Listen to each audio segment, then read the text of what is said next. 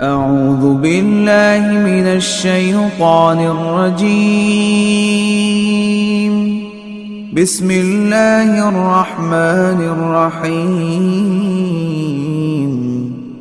الذين كفروا وصدوا عن سبيل الله أضل أعمالهم. والذين آمنوا وعملوا الصالحات وآمنوا بما نزل على محمد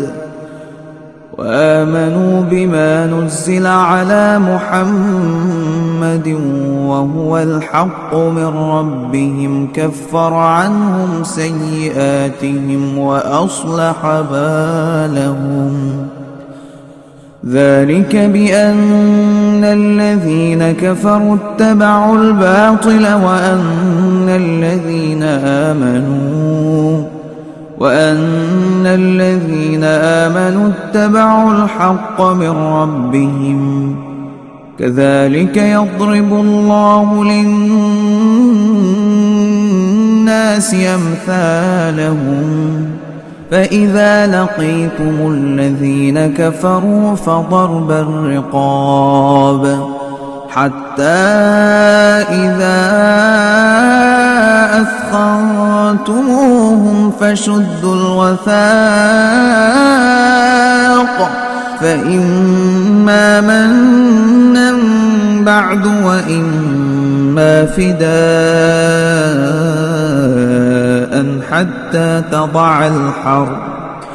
حتى تضع الحرب أوزارها. ذلك ولو شاء الله لانتصر منهم ولكن ليبلو بعضكم ببعض.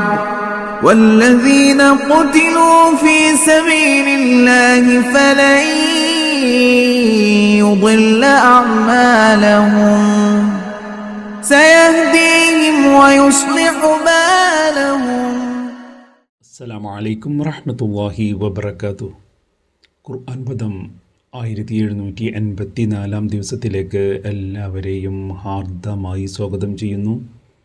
വിശുദ്ധ ഖുർആനിലെ 47-ാമത്തെ അധ്യായമായ സൂറത്ത് മുഹമ്മദിൻ്റെ പഠന പൂർത്തീകരണത്തെ തുടർന്നുള്ള ചർച്ചയാണ് ഇന്ന്. ചർച്ചക്കാരൻ പങ്കെടുക്കുന്നതിനായി ആദരണീയനായ ഡോക്ടർ A.I. വിലായത്തുള്ള സാഹിബിനെ ക്ഷണിക്കുന്നു. അസ്സലാമു അലൈക്കും വറഹ്മത്തുള്ളാഹി വബറകാതുഹു. അഊദു ബില്ലാഹി മിനശ് ശൈത്വാനിർ റജീം.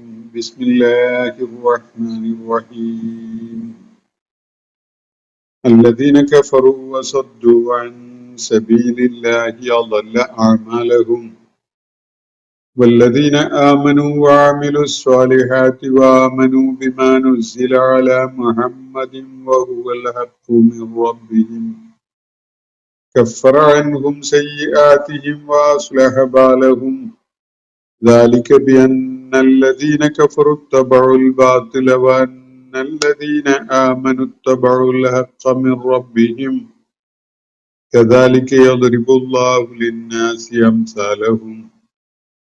فإذا لقيتم الذين كفروا فضرب الرقاب حتى إذا أثخنتموهم فشدوا الوثاق فإما منا بعد وإما فداء حتى تضع الحرب أوزارها.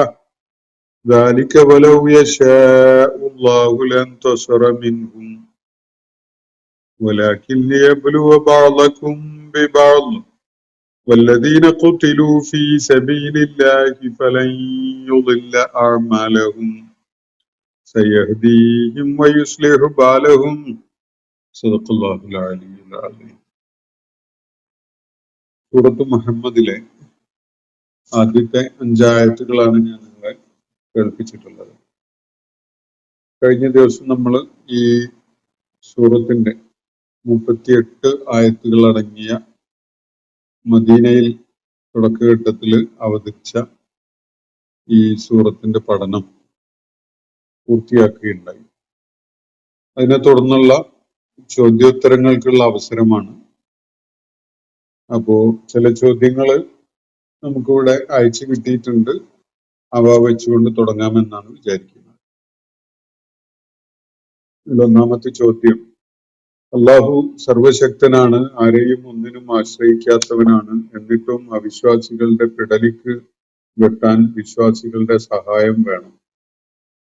സഹായം തേടുന്ന ദൈവം വലിയ അസ്വാഭാവികതയല്ലേ എന്നാണ് ഇവിടെ ഉന്നയിക്കപ്പെട്ടുള്ള ഒരു ചോദ്യം. അള്ളാഹു സർവശക്തൻ തന്നെയാണ്, ആരെയും ഒന്നിനും ആശ്രയിക്കാത്തവനുമാണ്. ഇവിടെ അവിശ്വാസികളുടെ പിടലിക്ക് വെട്ടാൻ വിശ്വാസികളുടെ സഹായം അള്ളാഹുവിന്റെ ആവശ്യത്തിനു വേണ്ടി ചോദിച്ചതല്ല. വിശ്വാസികളുടെ അതിജീവനം ഭൂമുഖത്ത് നീതിയും നന്മയും അടിസ്ഥാനപ്പെടുത്തിക്കൊണ്ട്, സത്യത്തെ അടിസ്ഥാനപ്പെടുത്തിക്കൊണ്ടുള്ള ഒരു സാമൂഹ്യ രാഷ്ട്രീയ വ്യവസ്ഥ നിലവിൽ വരണം. അങ്ങനെ വരുമ്പോഴേ മനുഷ്യർക്കും ജീവജാലങ്ങൾക്കും ഒക്കെ തന്നെ ഇവിടെ അതിജീവന സാധ്യത തുറന്നു കിട്ടുകയുള്ളൂ.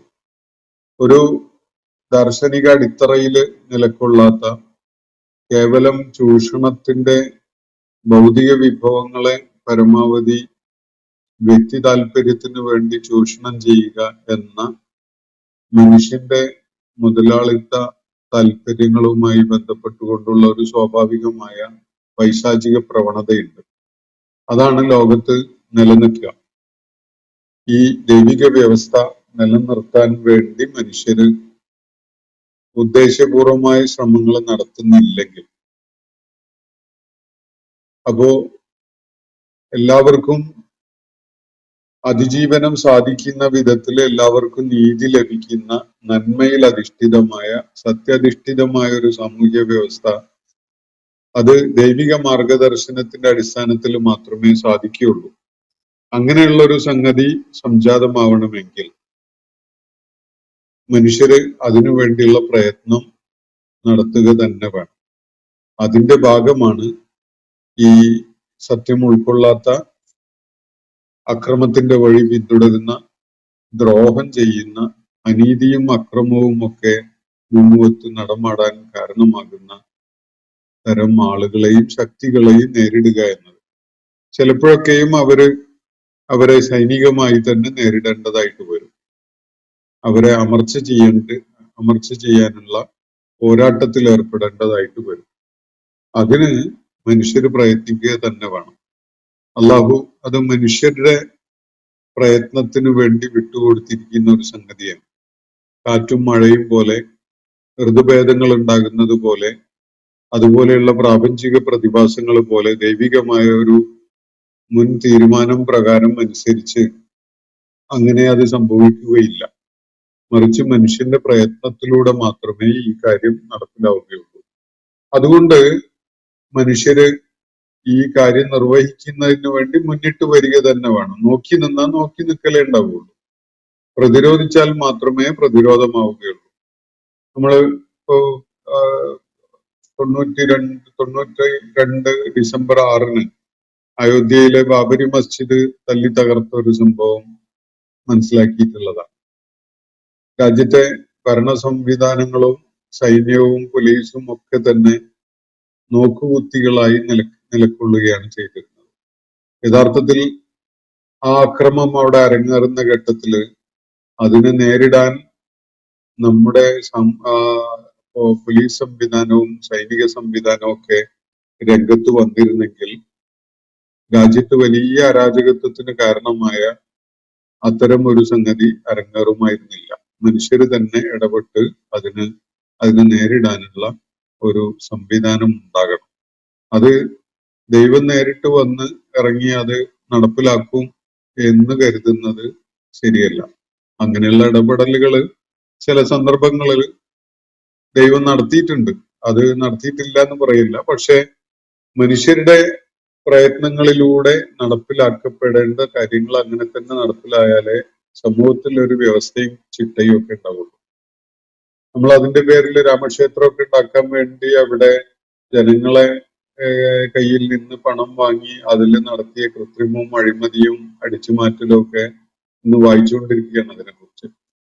അപ്പോ അത് എത്ര അക്രമപരമായ ഒരു പ്രവണത അല്ലെങ്കിൽ ഒരു കാര്യത്തിന് വേണ്ടിയാണ് യഥാർത്ഥത്തില് ഈ ശ്രീരാമന്റെ പേര് പറഞ്ഞുകൊണ്ട് അതിന് രംഗത്ത് വന്ന ആളുകള് അത്തരം പ്രവർത്തനങ്ങൾ നടത്തിയിട്ടുള്ളത് എന്നുള്ളത് ഇപ്പോ എല്ലാവർക്കും ബോധ്യമായിട്ടുണ്ടാവുമല്ലോ.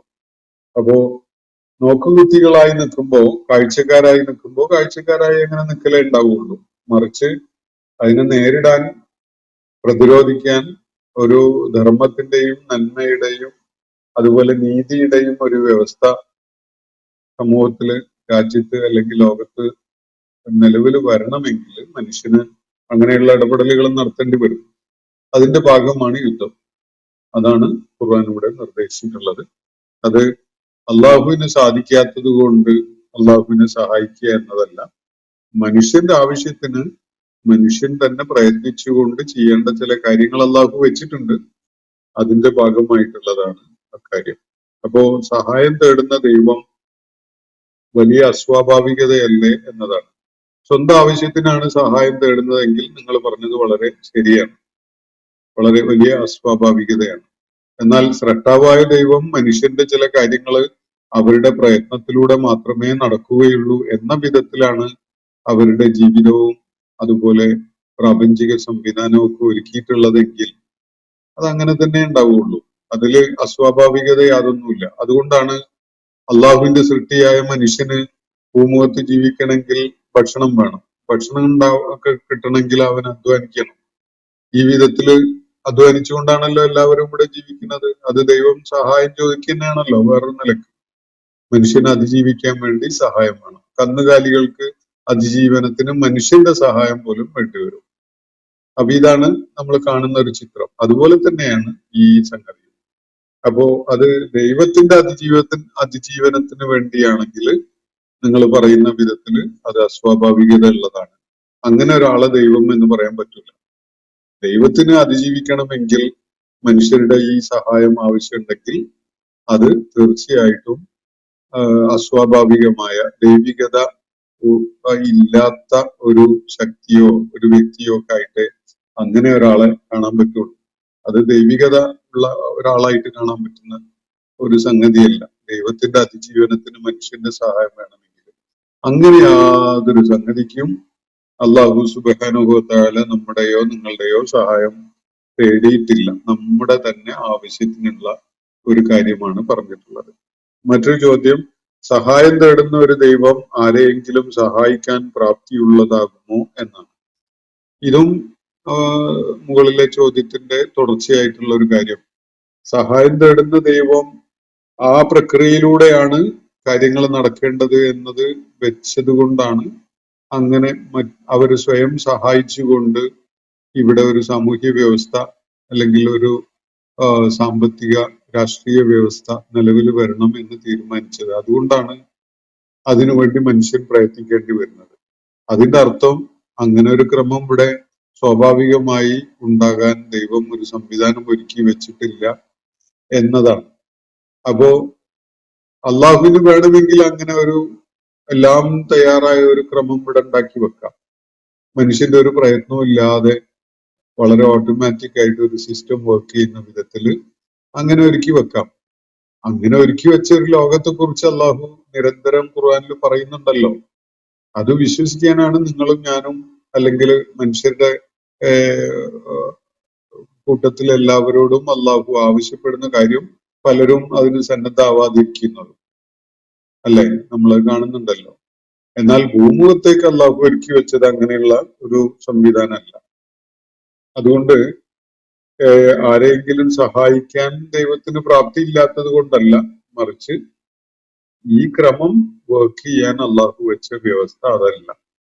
അതുകൊണ്ടാണ് നിങ്ങളുടെ ഓരോ വ്യക്തിപരമായ ആവശ്യങ്ങൾ നിങ്ങൾ തന്നെ നിറവേറ്റേണ്ടി വരുന്നത്.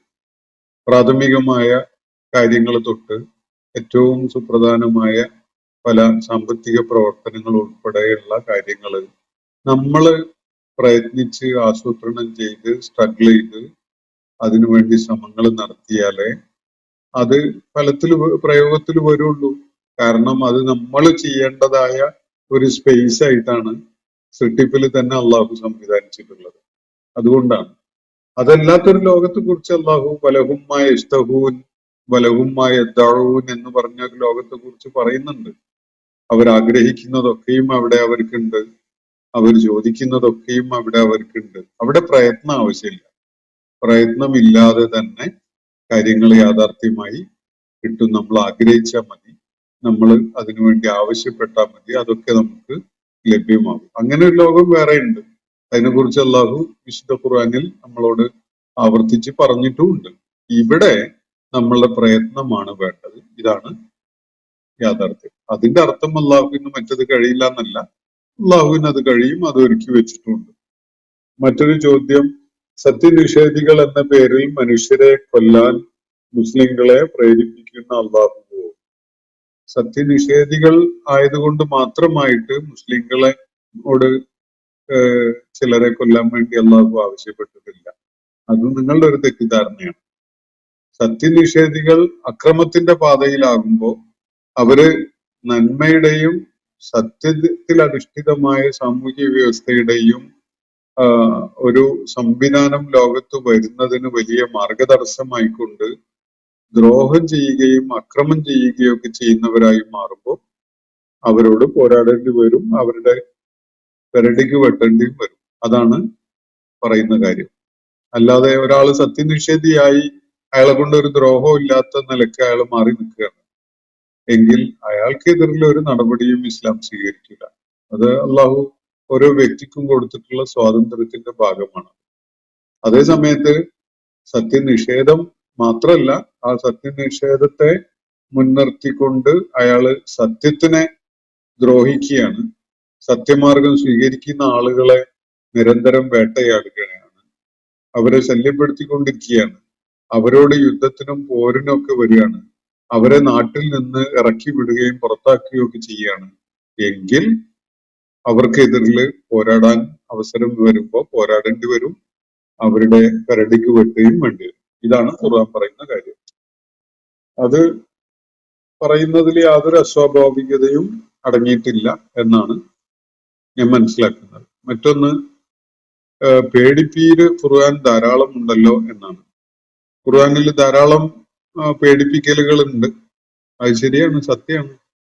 പേടിപ്പിക്കൽ യാഥാർത്ഥ്യാധിഷ്ഠിതമാണെങ്കിൽ തീർച്ചയായിട്ടും അത് വേണ്ടതാണല്ലോ. നിങ്ങൾ ഇല്ലാത്തൊരു സംഗതിയാണ് പറഞ്ഞ് പേടിപ്പിക്കുന്നതെങ്കിൽ അതിന് നമുക്ക് പേടിപ്പീര് എന്നൊക്കെ പറയാം. ഇല്ലാത്തൊരു സംഗതിയെ പറഞ്ഞ് പേടിപ്പിക്കുകയാണെങ്കിൽ, ഉള്ള സംഗതിയെ പറഞ്ഞ് നമ്മളെ താക്കീത് ചെയ്യുന്നു, ബോധവാന്മാരാക്കുന്നു, ഭയപ്പെടുത്തുന്നു. ഈ കാര്യങ്ങളൊക്കെ ഖുർആൻ ചെയ്യുന്നുണ്ട്, അത് ആവശ്യമാണ്. അത് നിങ്ങളും ഞാനും ഒക്കെ ചെയ്യുന്ന ഒരു കാര്യമല്ലേ. വലിയ അപകടം മുന്നിൽ ഉണ്ടെങ്കിൽ അതുമായി ബന്ധപ്പെട്ട ആളുകളോട് അതിനെക്കുറിച്ച് താക്കീത് നൽകുന്നതും അതിനെക്കുറിച്ച് അവരെ ഭയപ്പെടുത്തുന്നതും ഒക്കെ എല്ലാവരും ചെയ്യുന്ന ഒരു കാര്യമാണ്. അത് ഇല്ലാത്തൊരു സംഗതി പറഞ്ഞുകൊണ്ടാണ് ചെയ്യുന്നതെങ്കിൽ തീർച്ചയായിട്ടും അത് പേടിപ്പിരുന്നോ അല്ലെങ്കിൽ ആ ബന്ധപ്പെട്ട ആളുകളെ ഏതെങ്കിലും നിലയ്ക്ക് ചൂഷണം ചെയ്യാനുള്ള ഒരു തന്ത്രം എന്നോ ഒക്കെ കാണാവുന്നതാണ്. അപ്പോ മറ്റൊന്ന്, അള്ളാഹു യഥാർത്ഥ ദൈവമായിരുന്നുവെങ്കിൽ ഗസയിൽ ഇത്രയും വിശ്വാസികൾ മരിക്കുമായിരുന്നു എന്നാണ്. യഥാർത്ഥ ദൈവമാണ് എന്നതുകൊണ്ടാണ് ഗസയിൽ മാത്രമല്ല ലോകത്തെമ്പാടും തന്നെ ധാരാളം ആളുകൾ മരിക്കുന്നത് മാത്രമല്ല ജനിക്കുന്നതും. ഇതൊക്കെയും തന്നെ പ്രപഞ്ച സൃഷ്ടാവായ അള്ളാഹുവിന്റെ പദ്ധതിയുടെ ഭാഗമായിട്ട് അരങ്ങേറുന്നതാണ്. അപ്പോ ഗസയിൽ കൊല്ലപ്പെടുന്ന കുട്ടികളുടെ കാര്യത്തിലാണെങ്കിൽ അതില് ചില പരീക്ഷണങ്ങൾ അള്ളാഹു മനുഷ്യ സമൂഹത്തിന് വെച്ചിട്ടുണ്ട്. അവരത് തെളിയിച്ചുകൊണ്ട് അങ്ങനെ മുന്നോട്ട് പോകും. അങ്ങനെ തന്നെയാണ് ഗസയിൽ മാത്രമല്ല ലോകത്തെല്ലായിടത്തും അങ്ങനെ തന്നെയാണ്. അതിലൊക്കെയും നമുക്ക് ബന്ധപ്പെട്ട ആളുകൾക്ക് പരീക്ഷണങ്ങൾ ഇറങ്ങിയിട്ടുണ്ട്. അള്ളാഹു ഓരോരുത്തരും അർഹിക്കുന്നത് എന്ത് എന്നത് ആ പ്രക്രിയയിലൂടെ തീരുമാനിക്കപ്പെടുന്നുണ്ട്. അപ്പൊ ഗസയില് കുഞ്ഞുങ്ങൾ മരിക്കുന്നത് അവരെ കൊല്ലുന്നവരെ സംബന്ധിച്ചിടത്തോളം ഏറ്റവും വലിയ അക്രമവും ഏറ്റവും വലിയ ദ്രോഹവും ഒക്കെയാണ്. അതികിരാതമായ ഒരു നടപടി എന്ന നിലക്ക് അത്തരം കാര്യങ്ങൾ ചെയ്യുന്നവർക്ക് അതിന്റെ ശിക്ഷ ഏറ്റുവാങ്ങേണ്ടി വരും. പക്ഷെ ആ കുഞ്ഞുങ്ങളെ സംബന്ധിച്ചിടത്തോളം അത് അവരുടെ ജീവിതത്തിന് അള്ളാഹു നിശ്ചയിച്ച അന്ത്യമാണ്. അതേ തുടർന്ന് അവരെ കാത്തിരിക്കുന്നത് വലിയ സൗഭാഗ്യങ്ങളുമാണ്. ജീവിതത്തിന് ആർക്കായാലും ഒരു അന്ത്യം ഉണ്ടാവും. അത് നമ്മൾ നിശ്ചയിച്ചതല്ല, അള്ളാഹുവാണ് നിശ്ചയിച്ചിരിക്കുന്നത്. ചിലര് ജനിച്ച ഉടനെ അങ്ങ് മരിച്ചു പോകും, ചിലർ ഏതാനും ദിവസങ്ങൾ ജീവിച്ചിട്ട് മരിച്ചു പോകും, ചിലര് യൗവനത്തിലേക്കൊക്കെ എത്തിയിട്ട് മരിക്കും, ചിലര് യൗവനത്തിന്റെ നിറവും അതുപോലെ മുതിർന്ന ഒരു ആളായതിനു ശേഷമുള്ള വലിയ കൃത്യനിർവഹണത്തിന്റെ അവസരങ്ങളൊക്കെ പ്രയോജനപ്പെടുത്തി വാർദ്ധക്യത്തിലേക്കൊക്കെ എത്തിയിട്ടാണ് മരിക്കുക. ഇങ്ങനെ വ്യത്യസ്തമായ രീതികളാണ് അള്ളാഹു അതിന് വെച്ചിട്ടുള്ളത്. അതുകൊണ്ട് മരണം എന്നത് ഒരു ആശങ്ക ഉണ്ടാക്കേണ്ട ഒരു സംഗതിയല്ല. അതിന്റെ സമയം മാറ്റാൻ ആർക്കും സാധ്യമല്ല. അള്ളാഹു നിശ്ചയിച്ച ഒരു സമയത്താണ് ആരുടെയും മരണം ഉണ്ടാവുക. നേരത്തെയും ആവുകയില്ല, വൈകിയും ആവുകയില്ല. അതുകൊണ്ട് ഗസയിലെ കുട്ടികളുടെ കാര്യത്തിൽ പോലും അവരുടെ മരണം എന്നത് അവരെ സംബന്ധിച്ചിടത്തോളം അള്ളാഹു നിശ്ചയിച്ച ഒരു അവധി തീരലാണ്. അതോടെ അവർക്ക് ഏറ്റവും വലിയ സൗഭാഗ്യത്തിലേക്ക് ചെന്ന് ചേരാൻ സാധിക്കുന്നു. എന്നാൽ അവരെ കൊന്നവരെ സംബന്ധിച്ചിടത്തോളം അവർ ചെയ്യുന്ന ഏറ്റവും വലിയ അക്രമവും കിരാതമായ ഒരു കൃത്യവും എന്ന നിലക്ക് അവരതിന്റെ അനന്തരഫലങ്ങൾ ഏറ്റുവാങ്ങേണ്ടി വരികയും ചെയ്യും. ഇതാണ് ഇസ്ലാമിന്റെ അത് സംബന്ധമായ കാഴ്ചപ്പാട്. മറ്റൊരു ചോദ്യം, സ്വർഗത്തിൽ കിട്ടുന്ന കാര്യങ്ങളും ഇവിടെ കന്നുകാലികൾ തിന്നുകയും കുടിക്കുകയും രമിക്കുകയും ചെയ്യുന്നത് പോലെയല്ലേ എന്നാണ് ചോദ്യം. കന്നുകാലികൾ മനുഷ്യരെ പോലെയാണെങ്കിൽ അങ്ങനെയാണ് എന്നൊക്കെ നമുക്ക് ഉപമ ആയിട്ട് പറയാം. പക്ഷെ കന്നുകാലികൾ മനുഷ്യരെ പോലെയല്ല, മനുഷ്യർ കന്നുകാലികളെ പോലെയും അല്ല. മനുഷ്യൻ അല്ലാഹു സുബ്ഹാനഹു വ തആല ഈ മൃഗങ്ങളുടെയോ കന്നുകാലികളുടെയോ ആ തലത്തിൽ നിന്ന്, ആനിമൽ ലെവലിൽ നിന്ന് ഒരുപാട് ഉയർന്ന ഒരു ബുദ്ധിയും കാര്യങ്ങളെ ഉൾക്കൊള്ളാനുള്ള കഴിവും ഒക്കെ നൽകിയിട്ടുണ്ട്. അതുകൊണ്ട് തന്നെ മനുഷ്യന്റെ തിന്നലും കുടിക്കലും അതുപോലെ ഇണചേരലും പോലെയുള്ള കാര്യങ്ങൾ മനുഷ്യനെ ആനന്ദിപ്പിക്കുന്ന എന്ത് സംഗതിയും അതിന് കേവലം ജഡികതയുടെ ഒരു തലമല്ല ഉള്ളത്, അതിനപ്പുറത്തേക്ക് വലിയ സാധ്യതകളും അർത്ഥങ്ങളും ഒക്കെ ഉണ്ട്. ഇപ്പോ കന്നുകാലികൾക്ക് പ്രണയം എന്നത് എത്രത്തോളം പ്രസക്തമാണ് എന്നത് നമ്മുടെ ബാഹ്യമായ നിരീക്ഷണത്തില് നമുക്ക് മനുഷ്യരുടേത് പോലെയുള്ളതല്ല എന്നത് മനസ്സിലാക്കാൻ സാധിക്കും. നമുക്ക് അതിന്റെ വേറെ തലങ്ങള് അറിയാനോ പഠിക്കാനോ സാധിച്ചിട്ടില്ല, അതിനുള്ള പരിമിതികൾ നമുക്കുണ്ട് താനും. പക്ഷെ മനുഷ്യരുടേത് പോലെയുള്ള പ്രണയമോ സ്നേഹബന്ധമോ അതിന്റെ പ്രതീക്ഷകളോ സ്വപ്നങ്ങളോ അങ്ങനെയുള്ള സംഗതികളോ ഒന്നുള്ള ഒരു കാറ്റഗറി ഓഫ് സ്പീഷീസ് അല്ലെങ്കിൽ ക്രീച്ചേഴ്സ് അല്ല അവര് എന്നതാണ് നമുക്ക് മനസ്സിലാക്കാൻ സാധിക്കുന്നത്. അപ്പോ സ്വർഗത്തിലെ ഇത്തരം സംഗതികളുടെ ചില സാദൃശ്യങ്ങളായിട്ട് മാത്രമാണ് ഭൗതിക ലോകത്തെ ഇത്തരം അനുഭവങ്ങൾ അല്ലാഹു പരാമർശിച്ചിട്ടുള്ളത്. നമുക്ക് പരിചയമുള്ള ചില സംഗതികൾ മുൻനിർത്തിക്കൊണ്ട് നമുക്ക് ഭാവനയിൽ പോലും കാണാൻ കഴിയാത്ത അത്രയും നിസ്തുലതയുള്ള ജീവിതാനുഭവങ്ങളെ അല്ലാഹു പറഞ്ഞു തരികയാണ്. പലയിടത്തും ഖുർആനിലെ പഴവർഗ്ഗങ്ങളെ കുറിച്ചും അതുപോലെ ഭക്ഷണപാനീയങ്ങളെ കുറിച്ചൊക്കെ പറയുന്നുണ്ട്, അതുപോലെ ഇണകളെ കുറിച്ച് പറയുന്നുണ്ട്. ഇതൊക്കെ മനുഷ്യന് പരിചയമുള്ള ചില കാര്യങ്ങൾ മുൻനിർത്തിക്കൊണ്ട് പറയുന്നതാണ്. അതിനപ്പുറത്തേക്ക് മനുഷ്യന് ഭാവനയിൽ പോലും കാണാൻ കഴിയാത്ത അത്രയും വലിയ ആനന്ദദായകമായ അതുപോലെ സൗഭാഗ്യങ്ങളായിട്ട് നമ്മൾ കരുതുന്ന കാര്യങ്ങളായിരിക്കും അത് എന്നാണ് ഖുർആൻ നൽകുന്ന സൂചന. അപ്പോ കന്നുകാലികളുടെ തലത്തിലേക്ക് അവയെ അങ്ങ് താഴ്ത്തി കെട്ടുന്നത് ശരിയല്ല. നിങ്ങൾക്ക് വേണമെങ്കിൽ അങ്ങനെ ആലോചിക്കാം, അതിനൊന്നും കുഴപ്പമൊന്നുമില്ല. പക്ഷെ കന്നുകാലികളുടെ തലത്തിലുള്ള പോലും ഒരു അനുഭവം കിട്ടാത്ത ദൗർഭാഗ്യവാന്മാരായിരിക്കും അള്ളാഹുവിനെ അംഗീകരിക്കാതെ, പ്രപഞ്ച സംവിധാനത്തിന് അള്ളാഹു വെച്ച വ്യവസ്ഥ പാലിക്കാതെ ജീവിതം ഇവിടെ ജീവിച്ചു തീർക്കുന്ന ആളുകളെ സംബന്ധിച്ചിടത്തോളം പാരത്രിക ലോകത്ത്. കന്നുകാലികളുടേത് തന്നെ വലിയ സൗഭാഗ്യമാണ് എന്നൊക്കെ തോന്നിപ്പോകുന്ന ഒരവസ്ഥ നമുക്ക് ആ ഘട്ടത്തിൽ ഉണ്ടായി എന്ന് വരും. അതാണ് ഖുർആൻ നൽകുന്ന സൂചന. അതാണ് നമ്മൾ കരുതിയിരിക്കുകയും ചെയ്യേണ്ടത്. ഭയപ്പെടേണ്ട ഒരു കാര്യം അതാണ്. അവർക്ക് കുടിക്കാൻ കിട്ടുന്ന കാര്യവും തിന്നാൻ കിട്ടുന്ന കാര്യവും ഒക്കെ നമ്മൾ ഖുർആനിൽ കാണുകയുണ്ടായിട്ടുണ്ട്. അതുകൊണ്ട് കന്നുകാലികളുടെ അവസ്ഥയെങ്കിലും ഉണ്ടായിരുന്നെങ്കിൽ എന്ന് അവിടെ അത്തരം ആളുകൾ കൊതിച്ചു പോകാനൊക്കെ ഇടയുണ്ട്. ഇത് എല്ലാം ഒരുപോലെയാണ് എന്നത് തീരുമാനിക്കുന്നത് അത് നമ്മുടെ ഒരു ഡിസ്ക്രീഷന്റെ പ്രശ്നമാണ്. കാര്യങ്ങളെ വിവേചിക്കുന്നതിൽ നമ്മൾ അപ്ലൈ ചെയ്യുന്ന ഒരു നമ്മുടെ ഒരു സെൻസ് ഓഫ് ഡിസ്ക്രീഷൻ എന്ന് പറയുന്ന ഒരു കാര്യമുണ്ടല്ലോ, അത് പ്രയോജനപ്പെടുത്തുന്നതിലുള്ള ഒരു അപാകത കൊണ്ടാണ് അങ്ങനെയുള്ള ആലോചന ഉണ്ടാവുന്നത്. മറ്റൊരു കാര്യം, മരണശേഷം എന്തൊക്കെയോ ലഭിക്കും എന്ന തെറ്റായ പ്രതീക്ഷയിൽ മരണത്തെ ആശ്ലേഷിക്കുന്നതല്ലേ മതയുദ്ധങ്ങളുടെ പ്രേരണ എന്നാണ്.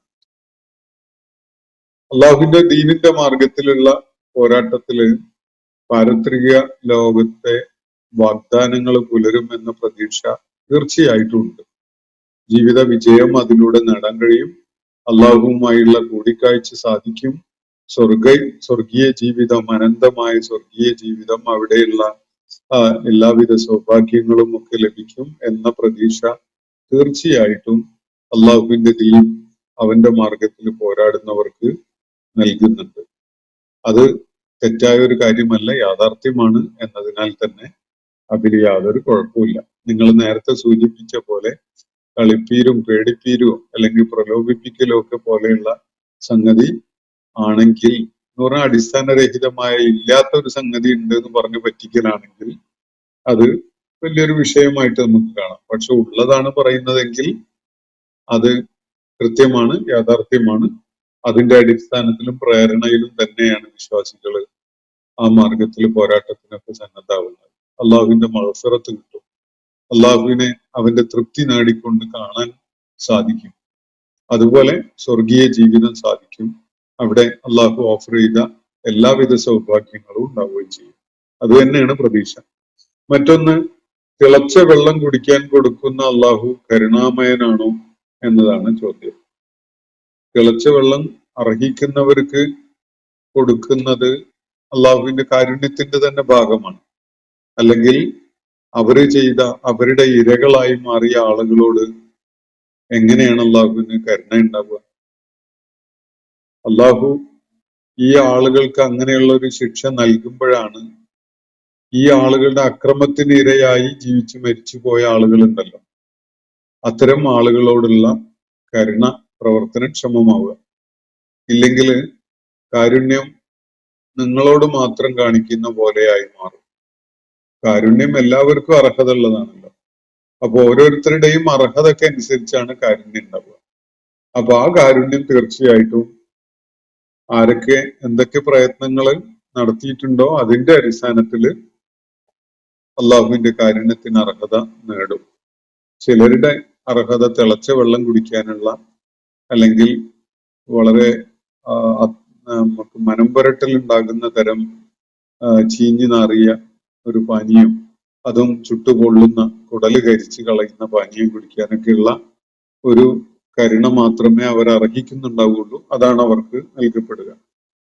മറ്റൊരു ചോദ്യം, മതം സ്വീകരിച്ചാൽ എല്ലാ പ്രശ്നവും തീരും, ഇതൊക്കെ വലിയ തന്ത്രം മാത്രമല്ലേ എന്നതാണ്. അള്ളാഹു സത്യവിശ്വാസ മാർഗം സ്വീകരിക്കുന്ന ആളുകൾക്ക് അവരുടെ പൂർവ്വകാല ജീവിതത്തിലെ എല്ലാ തെറ്റുകുറ്റങ്ങളും പുറത്തു കൊടുക്കുമെന്ന വാഗ്ദാനം വിശുദ്ധ ഖുർആൻ നൽകുന്ന സൂചനയിൽ കാണാം. അതുപോലെ ഹദീസുകളിലും വിശദമായിട്ട് പരാമർശിക്കപ്പെട്ടത് കാണാം. അപ്പോൾ മതം സ്വീകരിക്കുക എന്നത്, അള്ളാഹുവിന്റെ ദീനിലേക്ക്, സത്യമാർഗത്തിലേക്ക് വരിക എന്നത് ഒരാൾക്ക് ചെയ്യാവുന്ന ഏറ്റവും ഉത്കൃഷ്ടമായ കാര്യമാണ്. അങ്ങനെ ഒരു ഏറ്റവും ഉത്കൃഷ്ടമായ ഒരു സത്യം ഉണ്ട്, അത് അംഗീകരിക്കുകയും ആ മാർഗത്തിലേക്ക് വരികയും ചെയ്യുക എന്നത് ഒരാൾ ചെയ്യുകയാണെങ്കിൽ, നിങ്ങളുടെ ഒരു നീതിബോധം അനുസരിച്ച് അയാളുടെ പൂർവിക കാല പിഴവുകളും തെറ്റുകളും കുറ്റങ്ങളും പുറത്തു കൊടുക്കേണ്ടതുണ്ടോ ഇല്ലേ? എന്താണ് നിങ്ങളുടെ മനസ്സ് പറയുന്നത്? സത്യം എന്നതൊന്നുണ്ട്, ദൈവം എന്നത് യാഥാർത്ഥ്യമാണ്.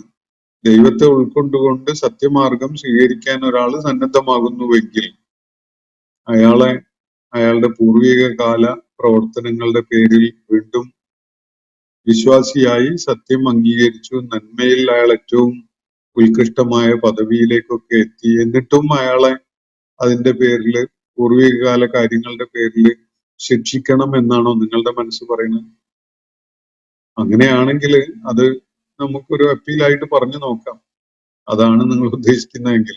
പക്ഷെ നിങ്ങളുടെ കാര്യത്തിൽ മാത്രമേ അള്ളാഹു പ്രയോഗത്തിൽ കൊണ്ടുവരികയുള്ളൂ. കാരണം നിങ്ങളാണല്ലോ അത് ആവശ്യപ്പെടുന്നത്. സത്യവിശ്വാസ മാർഗം സ്വീകരിക്കുന്ന ഒരാളും അത് ആവശ്യപ്പെടുകയില്ല. അത് ആവശ്യപ്പെടുന്ന ഒരേ ഒരാൾ ഒരുപക്ഷെ നിങ്ങളായിരിക്കും. അത് നിങ്ങൾക്ക് അങ്ങനെയുള്ള ശിക്ഷ കിട്ടണമെന്നാണ് നിങ്ങൾ തേടുന്നതെങ്കിൽ അതൊന്ന് പറഞ്ഞു നോക്കാം. അത്രേ അതിൽ പറയാൻ പറ്റുള്ളൂ. സത്യമാർഗം സ്വീകരിക്കുന്നവർക്ക് അള്ളാഹുവിന്റെ കാരുണ്യവും മഗ്ഫിറത്തും ഒക്കെ അള്ളാഹു വാഗ്ദാനം ചെയ്ത സംഗതിയാണ്. അതൊക്കെ സത്യവുമാണ്. അത് തന്നെയാണ് അക്കാര്യത്തിൽ വേണ്ടതും. അത് ഭൗതിക ലോകത്തും മനുഷ്യർക്കിടയിലും ഇങ്ങനെ പലതും ചെയ്യുന്നുണ്ട്. ഒരാൾ ശരിയായ മാർഗത്തിലേക്ക് വന്നു കഴിഞ്ഞാൽ അയാളുടെ അക്രമപാത, തിന്മയുടെ അല്ലെങ്കിൽ ദ്രോഹം ചെയ്യുന്നതിന്റെ പരിപാടികളൊക്കെ അവസാനിപ്പിച്ച് നല്ലൊരു മനുഷ്യനായി ജീവിക്കാൻ ഒരാള് പ്രഖ്യാപിതമായിട്ട് തന്നെ സന്നദ്ധനായി വരുമ്പോ അയാൾക്ക് പരമാവധി പരിഗണന കൊടുക്കുക എന്നതാണ് മനുഷ്യർ തന്നെ ചെയ്യുക. അതൊരു പൊളിറ്റിക്കൽ ട്രൂസോ എക്കോഡോ ഒക്കെ ചെയ്തുകൊണ്ട് അത് അവസാനിപ്പിക്കുന്ന ഒരു ഏർപ്പാട് മനുഷ്യർക്കിടയിലും ഉണ്ട്. അങ്ങനെയാണ് പല യുദ്ധങ്ങൾക്കും സന്ധി ഉണ്ടാവുന്നതും അതുപോലെ കരാറിൽ ഏർപ്പെടുന്നതും ഒക്കെ തന്നെ. ചെയ്ത എല്ലാ ദ്രോഹങ്ങൾക്കും നടപടി സ്വീകരിക്കുകയാണെങ്കിൽ ഒരു യുദ്ധത്തിനും ഒരു സന്ധിയോ കരാറോ അല്ലെങ്കിൽ സമാധാന സംഭാഷണമോ ഒന്നും സാധ്യമാവുകയില്ല. അതാണ് മനുഷ്യര് പോലും അങ്ങനെ തന്നെയാണ് ചെയ്യുന്നത്. പക്ഷെ അള്ളാഹു മനുഷ്യരെ പോലെ അല്ലല്ലോ. മനുഷ്യരെക്കാളൊക്കെ നമുക്ക് ഇമാജിൻ ചെയ്യാൻ പോലും പറ്റുന്നതിന് അതീതമായ വിധത്തില് ഔദാര്യം കാണിക്കുന്നവനാണ് അള്ളാഹു. അതുകൊണ്ട് അള്ളാഹുവിന്റെ ഔദാര്യം വേണ്ട എന്ന് വെക്കാൻ ആർക്കാണ് സാധിക്കുക?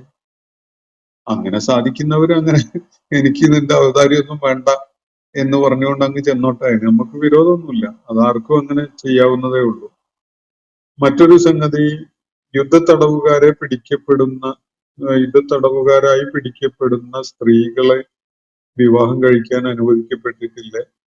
വിശദീകരണം പ്രതീക്ഷിക്കുന്നു എന്നാണ് ഒരു ചോദ്യം. യുദ്ധത്തില് തടവുകാരായി പിടിക്കപ്പെടുന്നവരെയാണ് വലത് കൈയിൽ ഉടമപ്പെടുത്തപ്പെട്ടവർ എന്ന് പറയുന്നത്. അത് വലത് കൈ ഉടമപ്പെടുത്തിയവർ എന്ന് പറയുന്ന വിഭാഗം അത് യഥാർത്ഥത്തിൽ ഇസ്ലാമിക സമൂഹത്തിന്റെ ഭരണകൂടത്തിന്റെ നേതൃത്വത്തിൽ നടന്ന യുദ്ധത്തില് ശത്രുപക്ഷത്ത് നിന്ന് പിടിക്കപ്പെടുന്ന തടവുകാരായ ആണുങ്ങളും പെണ്ണുങ്ങളും ഒക്കെ ഉണ്ടാവും. അങ്ങനെയുള്ള യുദ്ധ തടവുകാരെ ഒന്നാമതായിട്ട് ചെയ്യുന്നത് അവരെ മുസ്ലിം പക്ഷത്ത് നിന്ന് ശത്രുക്കളുടെ കയ്യിൽ അകപ്പെട്ടിട്ടുള്ള തടവുകാരുണ്ടാവും, ബന്ദികളുണ്ടാവും. അത്തരം ആളുകളുമായിട്ട് എക്സ്ചേഞ്ച് ചെയ്യും. എന്ന് പറഞ്ഞാൽ 10 ആളുകൾ ശത്രുക്കളുടെ കയ്യിൽ പെട്ടിട്ടുണ്ടെങ്കിൽ അവരെ തിരിച്ചു കിട്ടാൻ വേണ്ടി ഇവിടെ പിടിക്കപ്പെട്ട കുറച്ച് ആളുകളെ വിട്ടുകൊടുക്കുക. അങ്ങനെ അത് പരിഹരിക്കപ്പെടാറുണ്ട്. അതുപോലെ വേറെയും പല പരിഹാരങ്ങളും ഇസ്ലാം നിർദ്ദേശിക്കുന്നുണ്ട്. കൂട്ടത്തിലൊന്ന്, ഇസ്ലാമിക പക്ഷത്ത് നിന്നുകൊണ്ട് ആ പോരാട്ടത്തിൽ പങ്കാളികളായ ആളുകളുടെ കൂട്ടത്തിൽ ഉത്തരവാദിത്വ ബോധം കാണിച്ചുകൊണ്ട് നിലകൊള്ളുന്ന ആളുകളെ അവരുടെ ചുമതല ഏൽപ്പിക്കുക എന്നതാണ്. അവരെ ദീർഘകാലം തടവിലിടുക എന്നുള്ള പരിപാടിയല്ല ഇസ്ലാം അതിൽ പിന്തുടരുന്നത്. ഈ ആളുകളെ വേണ്ട പരിഗണനയും പരിചരണവും ഒക്കെ കൊടുത്തുകൊണ്ട് തന്നെ, അടിമകളാക്കാനല്ല. നിങ്ങൾ കഴിക്കുന്ന ഭക്ഷണം, നിങ്ങൾ ധരിക്കുന്ന വസ്ത്രം, നിങ്ങൾ താമസിക്കുന്ന പോലെയുള്ള വിധത്തിലുള്ള പാർപ്പിടം ഒക്കെ കൊടുത്തുകൊണ്ട് അവരെ എല്ലാ നിലക്കും ചേർത്ത് പിടിച്ചുകൊണ്ട് സംരക്ഷണം നൽകാനും അവരുടെ കാര്യത്തിലുള്ള ചുമതലകൾ ഏൽപ്പിച്ചു കൊടുക്കാനുമായിട്ട് ഇസ്ലാമിക സമൂഹത്തിലെ ചിലരെ ഭരണകൂടം അല്ലെങ്കിൽ ഇസ്ലാമിക സമൂഹത്തിന്റെ നേതാവ് തിരഞ്ഞെടുക്കും. അവരെയാണ് ചുമതല ഏൽപ്പിക്കുക. അക്കൂട്ടത്തില് ഏൽപ്പിക്കപ്പെടുന്നവരുടെ കൂട്ടത്തില് പെണ്ണുങ്ങളും ഉണ്ടാവും. അങ്ങനെയുള്ള പെണ്ണുങ്ങളുടെ കാര്യത്തില് അവരെ വിവാഹം ചെയ്യാന് ഈ വിവാഹം എന്ന ഉടമ്പടി ഒരു ഫോർമലായിട്ട് ചെയ്യാതെ തന്നെ അവരെ ഏൽപ്പിച്ചു കൊടുക്കുന്നതോടുകൂടി അവര് ആർക്കാണോ ഏൽപ്പിച്ചു കൊടുത്തിട്ടുള്ളത് അവരുമായി മാത്രം അവരുടെ ഇണകളെ പോലെ തന്നെയാണ് അവരുടെ സ്റ്റേറ്റസ് ഉണ്ടാവുക. അത് ഈ ഏൽപ്പിച്ചു കൊടുക്കപ്പെടുന്ന പെണ്ണുങ്ങൾ അതിന് അംഗീകരിക്കുന്നുവെങ്കിൽ, അതിന് സന്നദ്ധരാകുന്നുവെങ്കിൽ മാത്രം. അതാണ് അതിന് ഇസ്ലാമിന്റെ അധ്യാപനങ്ങളും നിബന്ധനകളും ഒക്കെ ധാരാളം ഉണ്ട്. അത് എന്തൊക്കെ എന്നുള്ള വിശദമായ ഒരു പഠനം നടത്തേണ്ട അല്ലെങ്കിൽ വിശദമായി ചർച്ച ചെയ്യേണ്ട ഒരു വിഷയമാണ്. എന്തായാലും അങ്ങനെ ചുമതല ഏൽപ്പിക്കപ്പെടുന്ന പെണ്ണുങ്ങള് ആർക്കാണോ അവത് ഏൽപ്പിച്ചു കൊടുത്തിട്ടുള്ള അവരെ സംബന്ധിച്ചിടത്തോളം ഒന്നുകിൽ അവരെ വേണമെങ്കിൽ സ്വതന്ത്രരാക്കിക്കൊണ്ട് തന്നെ വിവാഹം ചെയ്യാം. ഇനി അതല്ലെങ്കിൽ അവരുടെ ഇണകളായി തന്നെ അവരോടൊപ്പം ജീവിക്കാവുന്നതാണ്. അതിന് ഇസ്ലാം വെച്ച കണിശമായ നിബന്ധനകളും അതുപോലെ തന്നെ നിയമങ്ങളും ഒക്കെ ഉണ്ട്. അത് പാലിച്ചുകൊണ്ടാണ് സാധിക്കുക. അത് യുദ്ധത്തിൽ പങ്കാളികളായ ആളുകള്, പടയാളികള് ചില പെണ്ണുങ്ങളെ ശത്രുപക്ഷത്തു നിന്ന് പിടിച്ചുകൊണ്ടുപോയി അവരുടെ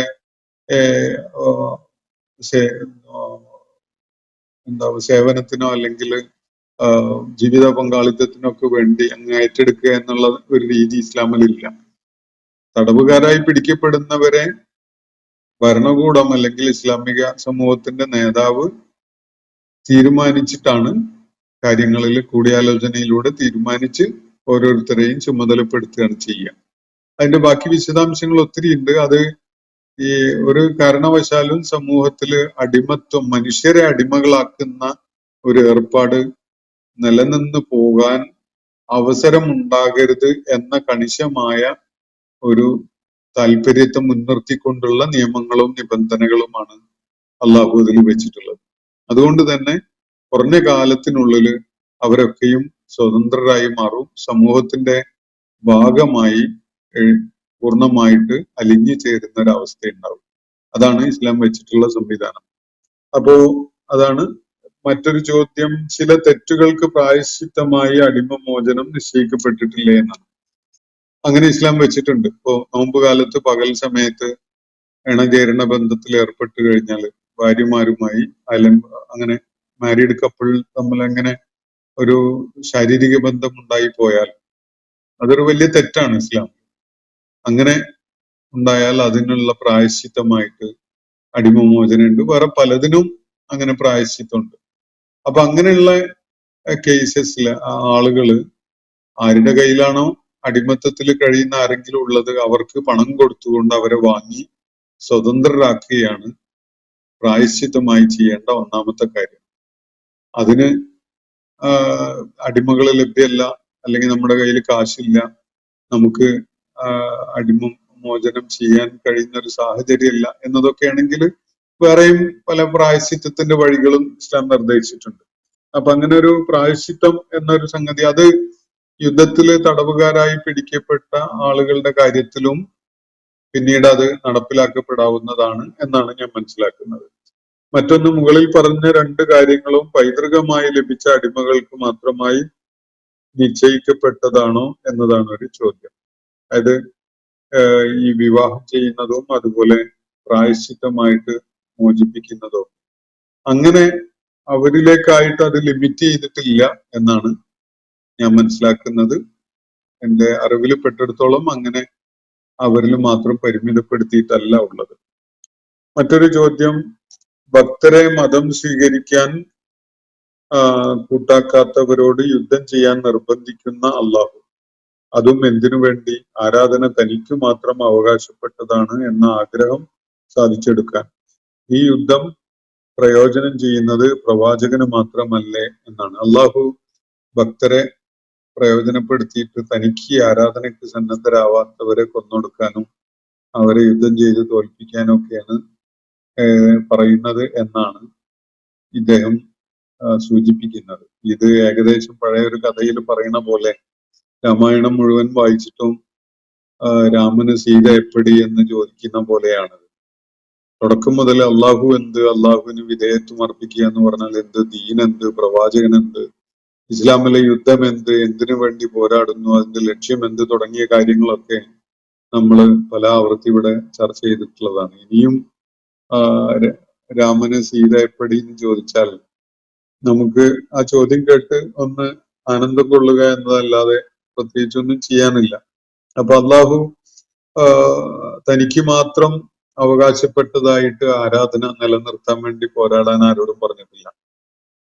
അക്രമം അമർച്ച ചെയ്യാൻ, ദ്രോഹം ഇല്ലാതാക്കാൻ, നീതി പുലരാൻ, സാമൂഹ്യമായിട്ട് ഉച്ചനീചത്വങ്ങൾ ഇല്ലാണ്ടാക്കാൻ, അടിമത്തത്തിൽ നിന്ന് ആളുകളെ വിമോചിതരാക്കാൻ ഇങ്ങനെയൊക്കെയുള്ള കാരണങ്ങളാണ് പോരാട്ടത്തിനുള്ളത്. അള്ളാഹുവിനെ ആരാധിക്കാൻ കൂട്ടാക്കാതെ ആരെങ്കിലുമൊക്കെ അവിടെ ഇവിടെയൊക്കെ ജീവിക്കുന്നു എന്നത് അവരോട് യുദ്ധം ചെയ്യാനുള്ള കാരണമേ അല്ല. അവർക്ക് അതിനുള്ള സ്വാതന്ത്ര്യം അള്ളാഹു കൊടുത്തിട്ടുണ്ട്. മറ്റൊരു ചോദ്യം, നബി തിരുമേനി ആദ്യം വിവാഹം കഴിച്ചത് ജാഹിലിയ കാലത്ത് വളരെ സക്സസ്ഫുൾ ആയ ഒരു സ്ത്രീയെ ആയിരുന്നു. അവർക്ക് സമൂഹത്തിൽ നല്ല വിലയും നിലയും ഉണ്ടായിരുന്നു. ആ കാലം മോശമായിരുന്നു എന്നത് ഒരു തെറ്റായ പ്രചാരണം മാത്രമല്ലേ? ഖദീജ റളിയല്ലാഹു അൻഹയെ നബി സല്ലല്ലാഹു അലൈഹി വസല്ലം വിവാഹം ചെയ്യുന്നത് 25-ാമത്തെ വയസ്സിലാണ്. അവർക്ക് അന്ന് 40 വയസ്സുണ്ട്. പിന്നീട് നബി സല്ലല്ലാഹു അലൈഹി വസല്ലം പ്രവാചകനാവുന്നത് 40-ാമത്തെ വയസ്സിലാണ്. എന്ന് പറഞ്ഞാൽ 15 വർഷം പിന്നിട്ടിട്ടാണ്. ആ കാലയളവില് നബി സല്ലല്ലാഹു അലൈഹി വസല്ലമക്ക് ഖദീജ റളിയല്ലാഹു അൻഹ അവരുടെ സമ്പത്തും കച്ചവടവും ഒക്കെ ഏൽപ്പിച്ചു കൊടുക്കുകയും അത് സ്വതന്ത്രമായി കൈകാര്യം ചെയ്യാനുള്ള അവകാശം നൽകുകയൊക്കെ ചെയ്തിട്ടുണ്ടായിരുന്നു. അള്ളാഹുവിന്റെ പ്രവാചകൻ ഭൗതിക താല്പര്യങ്ങളുടെ വരിഞ്ഞു മുറുക്കലിൽ കഴിഞ്ഞിരുന്ന ആളായിരുന്നില്ല എന്നതിനാൽ തന്നെ വളരെ ഔദാര്യപൂർവം ആവശ്യക്കാരനെ പരിഗണിച്ചുകൊണ്ടായിരുന്നു പ്രവാചകത്വത്തിന്റെ മുമ്പും അദ്ദേഹം ജീവിച്ചിരുന്നിട്ടുണ്ടായിരുന്നത്. പിന്നീട് പ്രവാചകത്വം ഏറ്റെടുത്ത് ദൗത്യ നിർവഹണം തുടങ്ങി കുറഞ്ഞ കാലത്തിനുള്ളിൽ തന്നെ അള്ളാഹുവിന്റെ പ്രവാചകന് സാമ്പത്തികമായ പ്രവർത്തനങ്ങളിൽ ഏർപ്പെടാൻ കഴിയാത്തൊരു സാഹചര്യം പൂർണ്ണമായിട്ട് വന്നു ചേരുകയാണ്. കുറഞ്ഞ വർഷങ്ങൾക്കുള്ളിൽ തന്നെ ബഹിഷ്കരണവും ഊരുവിലക്കും പോലെയുള്ള അവസ്ഥകൾ ഉണ്ടാവുന്നു. അതുപോലെ സാമ്പത്തിക സ്രോതസ്സുകൾ അടഞ്ഞു പോകുന്നു. അങ്ങനെയൊക്കെയുള്ള അവസ്ഥകൾ ഉണ്ടായിട്ടുണ്ട്. അപ്പോ ഖദീജ റളിയല്ലാഹു അൻഹയെ വിവാഹം ചെയ്ത ഉടനെ അള്ളാഹുവിന്റെ പ്രവാചകൻ പിന്നീട് ഉള്ള വർഷങ്ങളിൽ ദരിദ്രനായിട്ടാണ് എന്ന് സങ്കല്പിക്കുന്നത് ശരിയല്ല. അങ്ങനെ ഒരു വാദം ആരും ഉന്നയിക്കുന്നില്ല. നബി സല്ലല്ലാഹു അലൈഹി വസല്ലമക്ക് ഏറെ പ്രയോജനം ചെയ്തിട്ടുള്ള, വളരെ ആശ്വാസം നൽകിയിട്ടുള്ള ഒരു സംഗതി തന്നെയായിരുന്നു ഖദീജ റളിയല്ലാഹു അൻഹയുമായുള്ള വിവാഹം. സാമ്പത്തികമായിട്ടും അദ്ദേഹത്തിന് ഒരുപാട് ആശ്വാസം അതുകൊണ്ട് ഉണ്ടായിട്ടുണ്ട്. ഖദീജ റളിയല്ലാഹു അൻഹ അത്രയും സന്നദ്ധതയോടുകൂടി തന്നെ തന്റെ സമ്പത്തും കച്ചവടവും ഒക്കെ നബി സല്ലല്ലാഹു അലൈഹി വസല്ലമയുടെ ആവശ്യത്തിന് കൂടിയായിട്ട് വിട്ടുകൊടുക്കുകയായിരുന്നു. അതാണ് ചരിത്രം രേഖപ്പെടുത്തുന്ന കാര്യം. പക്ഷെ പ്രവാചകത്വ ദൗത്യം ഏറ്റെടുത്ത് നിർവഹിച്ചു തുടങ്ങിയ മുതൽ വളരെ കുറഞ്ഞ കാലത്തിനുള്ളിൽ തന്നെ വലിയ പ്രതിസന്ധികൾ ഇക്കാര്യത്തിലൊക്കെ നബി സല്ലല്ലാഹു അലൈഹി വസല്ലം നേരിടുന്നുണ്ട് എന്നതാണ് വസ്തുത. അപ്പം മറിച്ച് ആരും അങ്ങനെ പറയുന്നില്ല. അത് നിങ്ങളുടെ ഒരു തെറ്റിദ്ധാരണ മാത്രമാണ്. വേറെ ഒരു ചോദ്യം, ഒരു അവസാനത്തെ ചോദ്യമാണ്. ഈ പറയുന്നതിനൊക്കെ അല്ലേ മതമൗലികവാദം എന്ന് പറയുന്നത് എന്നാണ് അദ്ദേഹം ചോദിക്കുന്നത്.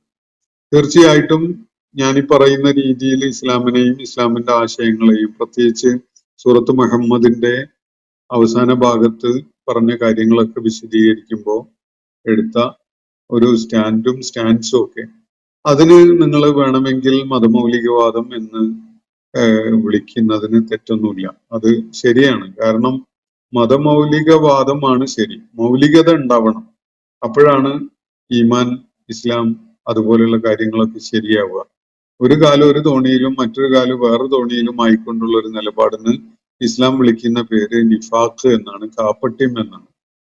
അപ്പോ മതമാണ്, ദീനാണ്, അള്ളാഹുവിന്റെ മാർഗദർശനമാണ് എല്ലാ കാര്യങ്ങളിലുമുള്ള മൗലികത.